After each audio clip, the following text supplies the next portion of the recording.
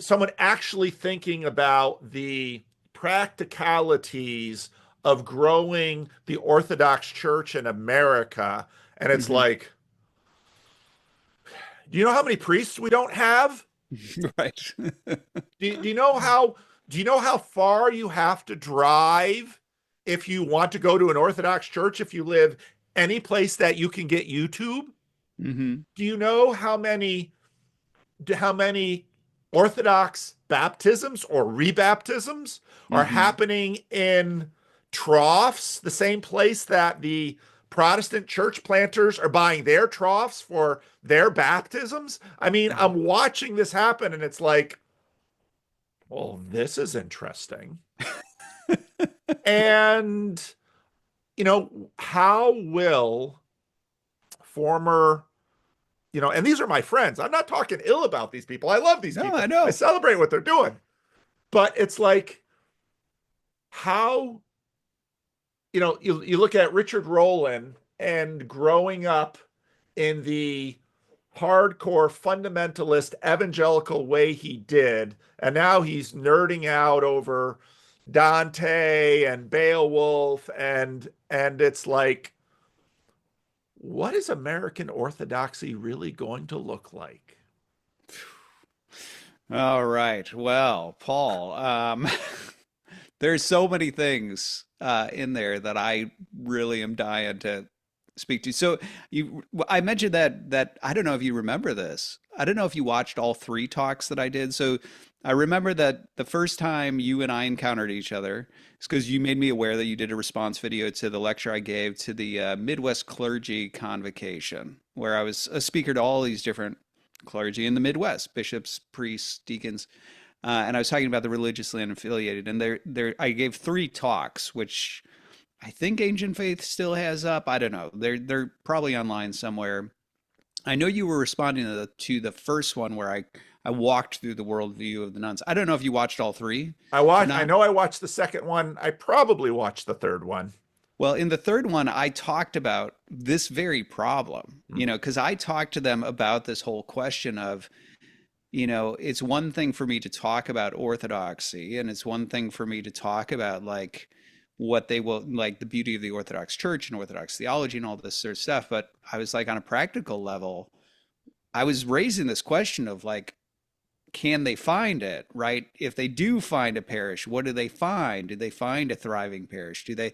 And and I was really sort of kicking that over to the clergy themselves, saying like, this is the problem you guys really need to look at seriously, because if I'm right, and I think I have been shown to be right on this, I was like, there's going to be a massive wave of people moving in your direction, and I don't know that you guys are prepared for it. And that prediction had to do with the fact that of what we're seeing now. Right. So when I on my YouTube channel, I did two talks on the nuns. One of them is very much like the same sort of stuff you would get from the Midwest Clergy Convocation, where I'm just talking about contours of belief.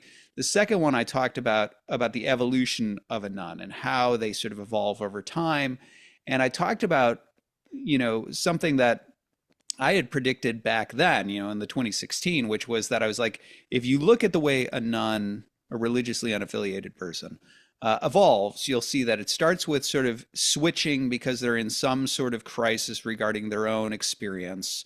That's a prelude to dissociation, right? And so then if they can't find something that really sort of grounds them and feels like it fits what they're looking for, they'll pull out of it, right? And this could be that they become nuns, they really abandon belief altogether. It could be they're duns and they're like, yeah, I'm still a Christian, but I don't go to church. But they're gonna pull out of it at some point. And one of the things that's interesting, and this is what, somebody like Clay Rutledge had talked about, Yep. was the idea that there's sort of this movement from organized religion to disorganized religion, like Right. occultism, right? Paranormal stuff. And that's because most of the nuns still believe in spirits and spirituality. They're not atheists, right? This isn't a bunch of new atheists are winning sort of stuff. But if you believe that the paranormal and the occult is demonic, then to no surprise they don't find meaning, which is exactly what Clay Rutledge, finds in his study, where there's an inverse relationship between the pursuit of meaning there, and the deeper they go into it, the less meaning they experience. And so at some point that disillusionment sets in and they leave that. And where they go to next is usually some form of political activism. And this is what I think is always what's misdiagnosed is a lot of people will look at the unaffiliated and they'll presume, they left because of these political issues. And that's where you get into the sort of culture war stuff of like, well, how much should the churches concede or not concede? Whereas, when you look at the evolution of this person, that's a symptom of an otherwise, a different search for meaning. It's not the thing driving. Those issues are symptoms. They're not the driving cause behind it.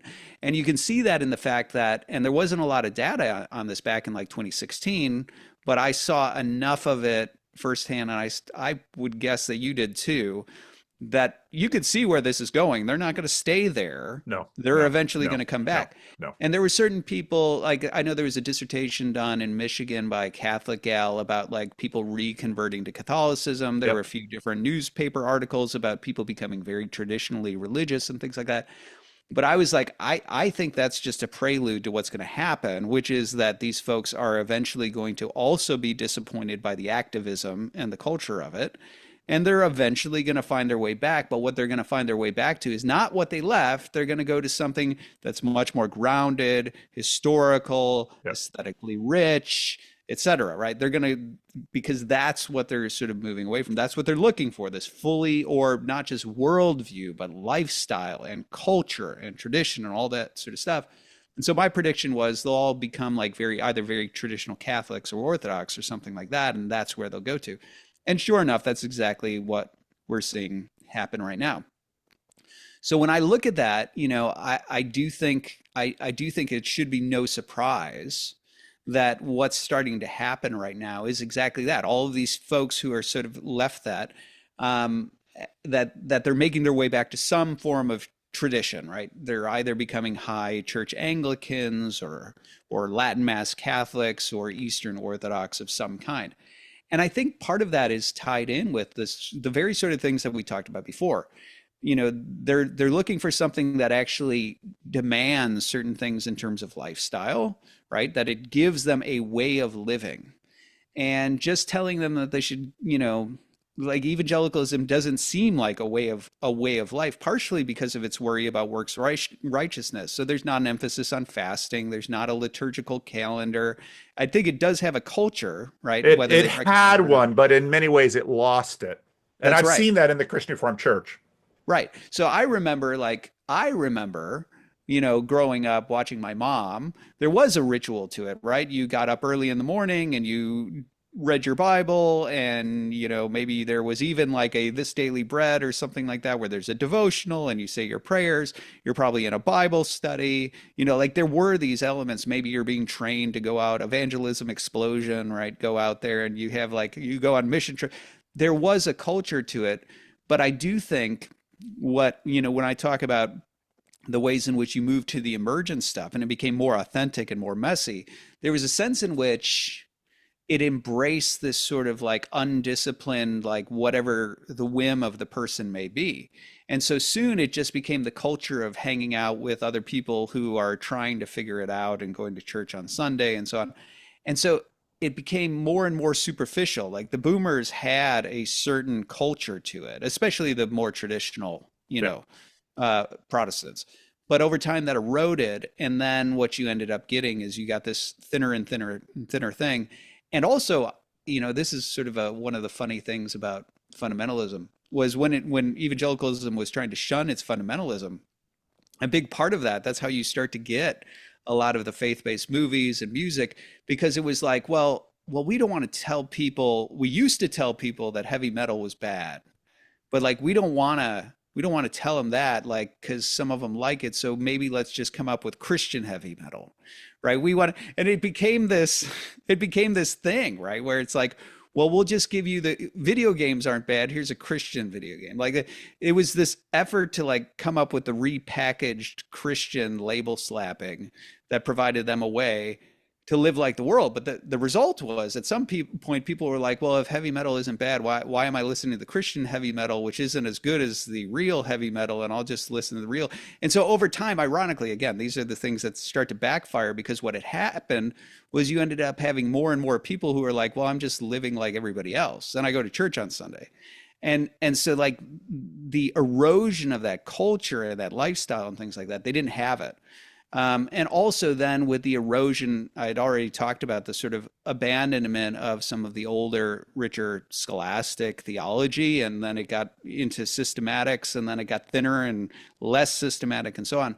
And so if you're looking for things like, I want some sort of groundedness in tradition, I want some sort of depth of worldview, I want some sort of depth of philosophy, I want these anchors, I want a lifestyle, I want all these sort of things, it becomes very difficult for a lot of folks to turn back to Protestantism, because they feel like, I didn't find that there. And even if you're one of those folks who is like, well, but I really like the 16th, 17th century scholasticism. Well, okay, what Reformed church are you going to go into that really is, like this is the enfleshment of 16th, 17th century Reformed scholasticism? So you become this person who's hanging on to this like one moment in time that no longer seems to be lived anywhere. And so I think that's one of the reasons why when the people start to move back and they're searching for these sorts of things, they either find it in a form of Catholicism, and I think it's telling that it's always Latin Mass, because it's like, it is almost like let's go back to the 16th, 17th century. It's like, let's go pre-Vatican II. Yeah, there's still enough of us that the pre-Vatican II Catholic Church still exists. It's us, right? Like it's that, or it goes Anglican, or it goes, sort of Eastern Orthodox.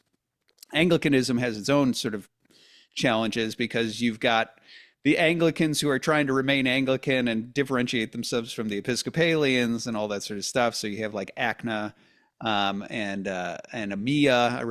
I remember all the Anglicans trying to find refuge under like African bishops or something like that, so that they could still live, an older form of Anglicanism. Anyway, so you have that sort of retreat, and I think that's one of the things, obviously, that's driving, so much of the move toward orthodoxy, is that impulse that says, I want something that's grounded, that's deep, that's rich, that has tradition, that gives me a lifestyle, that tells me what to believe, how to live, has a culture to it, et cetera, et cetera, et cetera. Now, to your question, though, about like, what does American Orthodoxy start to look like? You're right that, first of all, in terms of scaling orthodoxy, it's really hard, because you need a priest, and where are you going to get priests? And like, and candidly, the problem is orthodoxy, and I think wisely so, is resistant to like shotgun ordinations of people, because I mean, if you look at it, we in the Orthodox Church, and we want you to be resistant to that, okay? Right, like, let's keep it that way. Please, I'm not advocating changing that. Right, you're a priest, and you're a priest, and you're a priest. Let's avoid that, shall we? We got lots of that in America. Yeah, let's not do that. But I mean, if you look at just the reception into the Orthodox Church, I mean, the wisdom of the early church, you see, I think it's in Cyril of Jerusalem, where he talks about that the time they would make sure that people were catechumen, right? This sort of engagement with the church before baptism. That would be minimally like 3 years. That we want to make sure that you really know what you're getting into, and that you really want to do this. And Orthodoxy, American Orthodoxy, still does that, right? I know people who have waited a year or something like that. Very rarely will it go 3 years, right? Normally, it's like 6 months to a year is what I've seen. I've seen some people go longer than that, but the point is, like, Orthodoxy is so hesitant to say, like, even make you Orthodox. The idea that you would sort of quickly throw somebody into being a priest is completely contrary to Orthodox culture, and I think it should be. I think wisely so. Now, the other challenge with this, though, and this is something that I'm trying to figure out what I can do to help with regard to this. But I think one of the challenges that happens in American Orthodoxy is the number of folks who step into Orthodoxy without fully abandoning their former worldview. And they don't even know that they need to do that, right? So obviously I spend a lot of time talking about the differences between East and West in terms of philosophy and its history, patrology, and all that sort of stuff. And a lot of people, I get flack for that because a lot of people don't exaggerate the differences. I'm not exaggerating the differences. Like these are real differences. But for so many converts, what happens is they're looking for refuge. Something about Orthodoxy grabs them. They see the liturgy and it's beautiful and they're like, I don't know what that is, but I want that. And I think there's something meaningful and right about that. They're seeing something really real that is drawing them in. But oftentimes the approach is to say, okay, I've got my checklist of things that I'm not comfortable with. Convince me, right? Like, okay, I'm not comfortable with this Mary stuff. Convince me. Okay, check. Okay, I'm uncomfortable with these icon things. Okay, convince me. Okay, check. Prayer to saints. Okay, convince. Okay, check. Right. Tell me your theory of atonement. Okay. Oh, I could live with that. Check. Right. Like, and it's sort of got its list, and then it's like, okay, I've got over those hurdles. Now I come in. Now there's a couple of problems with this.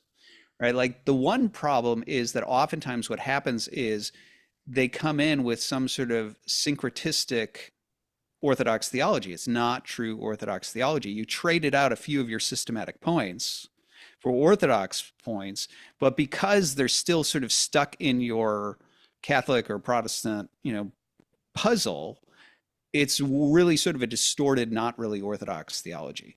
And it takes, speaking as somebody who like did this professionally, right? It takes years and years and years of turning over that soil before you're really, and candidly, it still happens, right? There's the theology of the Eastern Church Fathers is not shallow, right? Like this is not something you master overnight and voila, I've got it. Like it's years and years and years of turning this over and changing how you think about that. And that's fine, right? I'm not saying don't become Orthodox until you do that, but there is wisdom to becoming Orthodox and closing your mouth and just learning and going through that process, recognizing that you still have a lot of baggage, to work through here.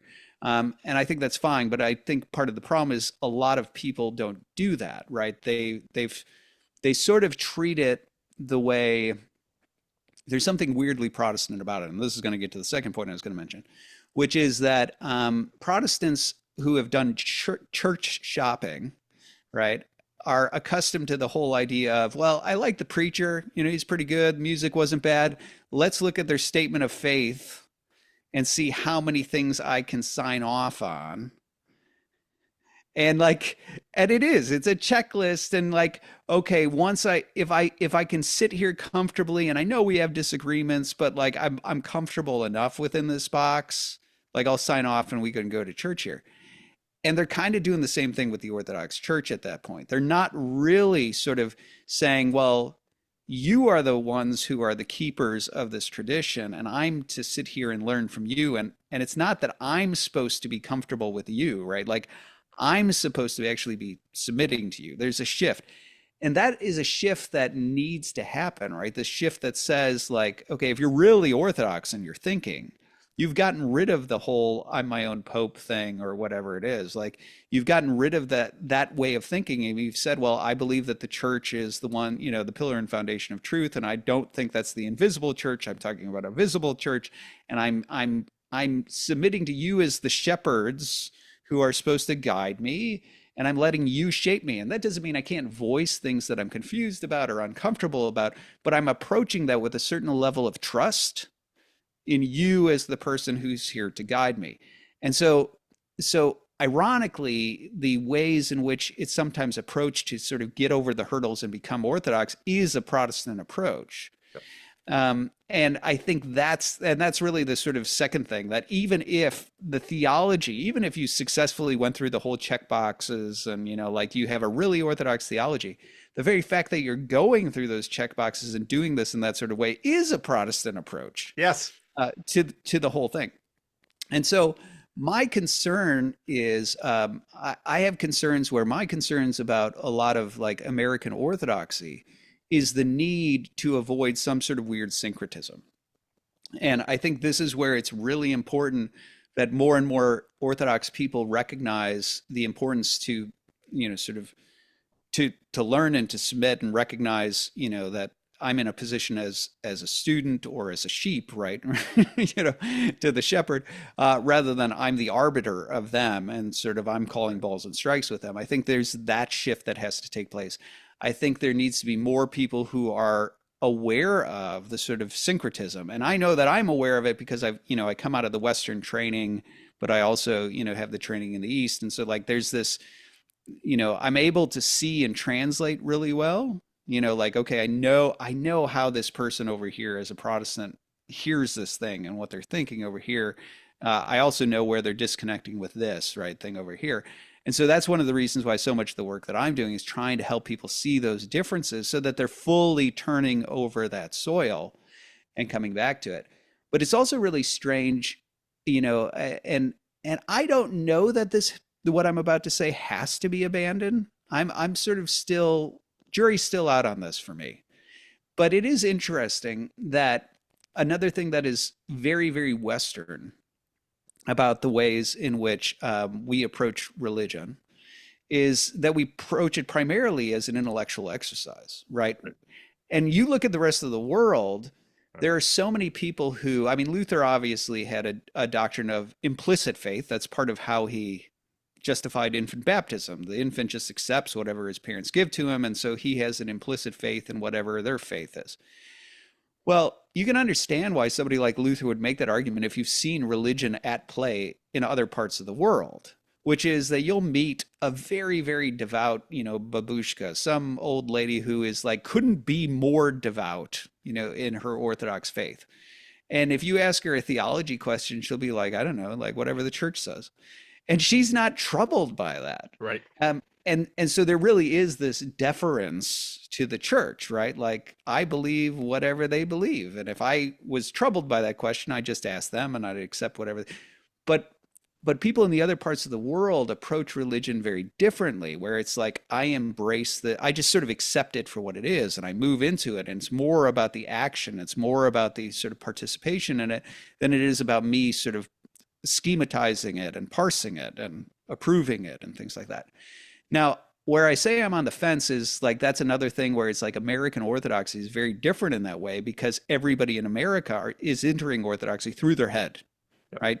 And that's what I mean by a very Protestant thing. Now, I will say this. I said I was on the fence about whether or not that's a bad thing. And here's what I mean. I am not of the mind. There are a lot of different myths that float around the internet about Orthodoxy. And one of the myths about Orthodoxy is like, well, Orthodoxy is all about mystery. And then the West is all about like philosophy. And that's rubbish. I mean, like if you've read Gregory of Nyssa, really? You think Gregory of Nyssa is just like punting on topics and not doing philosophy? Are you out of your mind? Yes, when I read John of Damascus, who gives me like an encyclopedia of philosophical terms with all of their definitions, yes, he seems just like he's just punting to mystery. Like that's ridiculous. Plus, it also misunderstands what the word mystery means in the church fathers. I mean, when people say that, they usually mean, I don't know what, right? But in the church fathers, mystery, like it has to do with orientation into like the term emerges because from mysterion, right? Like to shut from mystery cults and then mystikos, which is the mysterious one, who is the one who's been oriented into mystery cults. And then you get like the mystery of that's talked about in the New Testament and then in the church fathers, which had everything to do with somebody who has been oriented through baptism and chrismation and can now see and understand the patterns of the Old Testament and things like that. Like it actually has to do with understanding, not a lack of understanding, right? That you've been oriented to see and to understand, not have a lack of understanding. So it's sort of like a weird misuse of that.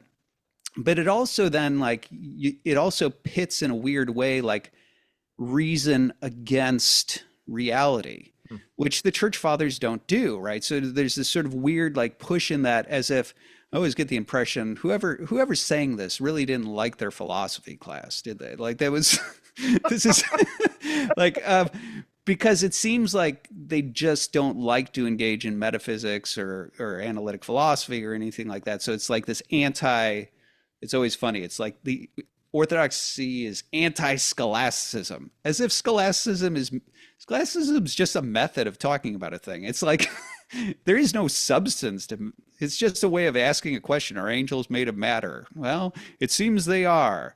Here's all the arguments. To the contrary, they're not. Here's all the counter arguments. I mean, that's all scholasticism is. But like, and so, but it's usually like this weird claim that suggests that somehow like orthodoxy is anti-philosophy or anti-metaphysics or something like that. And I think that's a further misunderstanding because yes, it's true that the church fathers will talk about like nous and they'll, mind, and they'll use nous as more than just analysis, right? That's true. And they do differentiate the higher knowledge of God. That's this sort of born out of intimacy. But to pit that as if that means that they have no room for the analysis that precedes the intimacy or something like that is to misunderstand them. Clearly, people like Gregory of Nyssa and others, Dionysius, whoever, they want to say like philosophy does help you understand the structure of the world and it elevates your mind up. But at some point, the knowledge of God has to sort of leave behind analysis and enter into the actual intimate relationship with God. And so what they're suggesting when you read the church fathers is even the Eastern church fathers, they're not saying like philosophy is a bad thing. It doesn't have a place, right? What they're saying is that Aristotle's knowledge of God is a lower form of knowledge that is different and lesser than the sort of knowledge we're talking about, which is much more intimate, right? And so it's interesting. I remember, I think it's Basil of Caesarea. Yes, it's Basil. Basil of Caesarea, when he's talking about like Paul and he talks about like the wisdom of the world and things like that. I know that so often in the sort of anti-philosophy Protestant world, like the wisdom of the world means falsehoods, right? Like it means that stuff that people say that isn't true, right? And we have the true stuff, right? The true wisdom of God. And that's not how Basil reads the term. He understands the wisdom of the world to be true philosophical insights about the structures of reality that discern the fact that the world is not chaotic and random, but is actually ordered by a mind, namely God. But he differentiates that from the wisdom that gave rise to that wisdom, which is Christ, right? And so he's not saying that it's false stuff, right? He's saying that's true, but it's just less than the sort of knowledge that the Christian is called to. You're called to have an intimate connection with, right? It's sort of like the way the Hebrew talk of knowledge, like there's knowledge in the sort of intimacy sense of knowing a person versus knowing about, right? And that's really what the church fathers do. And so the reason I bring that up is to say that when I look at that sort of stuff, I say, well, Eastern Orthodoxy, Eastern Church Fathers definitely have a place for analysis and for philosophy. And we have plenty of church fathers who I'm big fans of, right, who do that sort of thing, who engage in philosophy. So I don't want to say that has no place in Orthodoxy. So the idea that you would have a whole crop of converts who think that that's valuable, I think could be a good thing if, and here's the big if they also recognize that that is a lesser form of religion. All right, because sometimes in the West, religion can be reduced to just a battle of worldviews. And now it's just an intellectual exercise. And it never moves into that higher form of like knowledge of God and intimacy and true mysticism, right? In the sense of like participating in these realities and things like that. So the way I look at that is I go, the one danger with that, where I say I'm on the fence, is that I think it could be a good thing if it means a revitalization of, very sort of patristic-like care for philosophical engagement, while also recognizing that the true purpose of this religion is to know Christ and participate in Christ and partake of Christ. The danger of it, where it could become a bad thing, is if it just becomes a Western intellectual exercise. And now you've just got a different form of Protestant systematic theology going to war with other theologies and things like that. And that would be a bad thing. So I mean, there's a lot of, the jury's still out on a lot of this stuff, Paul, because we're pretty early in this like new wave of things that's happening. I mean, I know which way I hope it goes. I hope the Orthodox Church can find a way to scale. I hope that there can be a rootedness in tradition where there's a true turning over of worldview. I hope that the analytic side ends up becoming an appropriate servant to a higher knowledge of God. and that, orthodoxy in its sort of truest form, as you see in the patristic world, is lived. That's what I hope for. But it remains to be seen. We're still pretty early in this story.